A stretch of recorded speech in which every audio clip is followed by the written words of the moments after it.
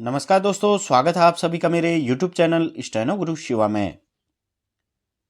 दोस्तों शुरू करते हैं आज की डिक्टेशन। संपादकीय गति लेखन संख्या 76, गति 80 शब्द प्रति मिनट। स्टार्ट। राष्ट्रीय शिक्षा नीति 2020 का प्रारूप देश के सामने नई दृष्टि के साथ प्रस्तुत हुआ, जिसमें भारतीय शिक्षा प्रणाली को समग्र रूप से पुनर्गठित करने का प्रयास किया गया है। यह दावा किया गया कि यह 21वीं सदी की पहली राष्ट्रीय शिक्षा नीति है और इस पर कोई विवाद भी नहीं है, क्योंकि पिछली बार 1986 में बनी नीति को केवल 1992 में संशोधित किया गया था। लगभग 3 दशकों के लंबे अंतराल के बाद बनी यह नीति भारतीय समाज, अर्थव्यवस्था और संस्कृति के समसामयिक संदर्भों को ध्यान में रखकर रची गई है। पर सवाल यह है कि 5 वर्ष बीत जाने के बाद भी नई शिक्षा नीति देश भर में प्रभावी और समान रूप से लागू क्यों नहीं हो पाई है। आज भी विभिन्न राज्य नई शिक्षा नीति के विविध घटकों को अपने अपने ढंग से अपनाने में व्यस्त हैं, जिससे शिक्षा के राष्ट्रीय मानक और रूपरेखा असंतुलित हो रही है।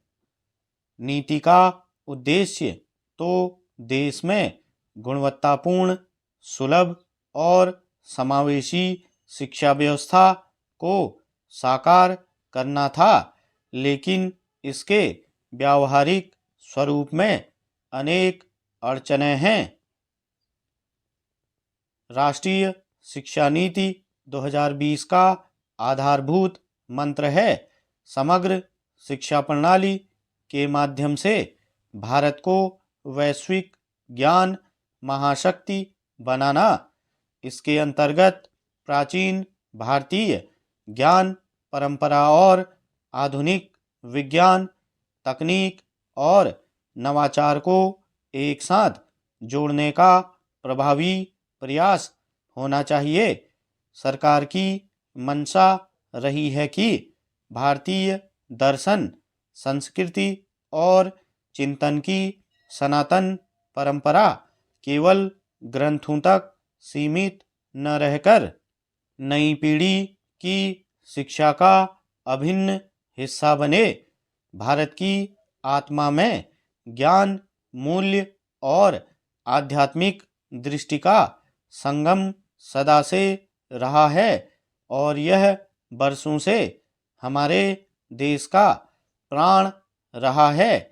अब शिक्षा के माध्यम से उसी आत्मा को आधुनिक युग के संदर्भों में पुनर्जीवित करने की आवश्यकता समझकर शिक्षा नीति अमल में लाने का प्रयास है।